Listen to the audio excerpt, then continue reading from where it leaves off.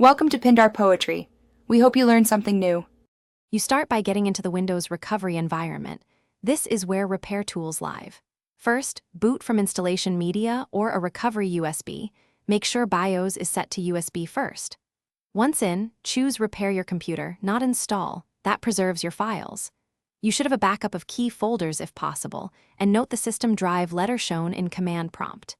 Make sure peripherals are disconnected, and power cycle once to clear transient errors. Then proceed to automatic repair. Once automatic repair completes or stalls, you move to manual commands.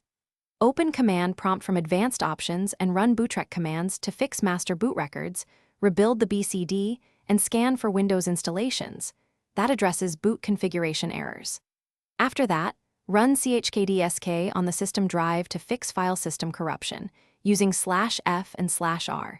Then run sfc against the offline image to repair system files. These steps fix most startup failures caused. You wrap up by restarting into normal Windows, verify apps and drivers load. If Windows boots, disable the automatic repair loop to avoid repeated interruptions. If startup repair still fails, use System Restore to roll back to a known good point or perform a repair install preserving files. Make sure to check hardware health, run memory tests and SSD diagnostics, because persistent failures often stem from hardware. If you reach a dead end, backup data and plan a clean install or professional service.